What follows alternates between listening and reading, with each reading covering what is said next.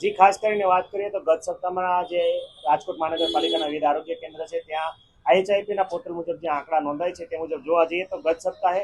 ડેન્ગ્યુના 19 જેટલા કેસ છે નોંધાયેલા છે। આ ઉપરાંત મેલેરિયાનો 1 કેસ નોંધાયેલો છે, ટાઇફોઇડના 5 કેસ નોંધાયેલા છે। આ ઉપરાંત શરદી ઉધરસ અને તાવના કેસ જોવા જઈએ તો અરાઉન્ડ 1500 જેટલા કેસ છે અને ઝાડા ઉલટીના કેસ છે એ અરાઉન્ડ 245 જેટલા કેસ નોંધાયા છે। ખાસ કરીને વાત કરીએ તો હાલ જે છે ડેન્ગ્યુની સિઝનમાં સિઝનેબલ ટ્રેન્ડ છે એ જોવા મળી રહ્યો છે। દર વર્ષની જેમ આ માફક પણ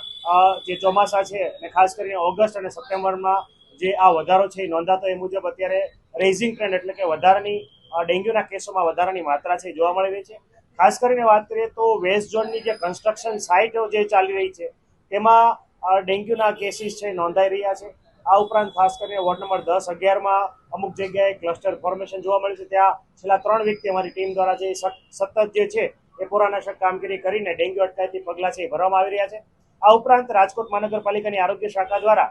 ડેન્ગ્યુ માટે એક એડવાઇઝરી પણ પબ્લિશ કરવામાં આવી હતી કે જેથી લોકો જે છે આ ડેન્ગ્યુનો ફેલાવો અટકાવે, ફેલાતો અટકાવવો કઈ રીતે, ડેન્ગ્યુના લક્ષણો શું છે અને વહેલી તકે ક્યારે હોસ્પિટલાઇઝ થવું વગેરે લક્ષણોના આધારે મરણ છે એ ક્યારેય ના થાય વગેરે જે સાવચેતી છે રાખી શકાય। આ ઉપરાંત અઠવાડિયામાં એક વખત તમામ ઘરના તમામ પાત્રો છે ડ્રાય ડે ઉજવવા,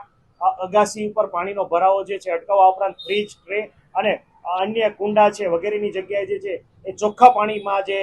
ડેન્ગ્યુ જે મચ્છર છે એ ચોખ્ખા પાણીમાં જ થતું હોય છે, તો જ્યાં ચોખ્ખા પાણીનો ભરાવો થતો હોય એ પાણીનો ભરાવો અટકાવવાની કામગીરી જે છે અને લોકોમાં જાગૃતિ ફેલાય એ અંગેના પ્રયાસો કરવામાં આવી રહ્યા છે। હાલ જે છે અમારી મેલેરિયાની ટીમ દ્વારા ઘરે ઘરે જઈને હાલ જે છે એબેટ એટલે કે એબેટ નામની દવા છે પાણીના ટાંકામાં નાખવાની કામગીરી, આ ઉપરાંત જ્યાં આર્ટિફિશિયલ મોટી માત્રામાં પાણી ભરાતું હોય એ પાણીની અંદર ઓઇલ બોઇલ નાખવાની કામગીરી અને પોઝિટિવ સસ્પેક્ટેડ કેસ આવે ત્યાં પણ ફોગિંગની કામગીરી છે એ કરવામાં આવી રહી છે। આ પણ એક કારણ કહી શકાય કે ખાસ કરીને વાત કરીએ તો જો વરસાદ જે કોન્સ્ટન્ટ રહેતો હોય તો જે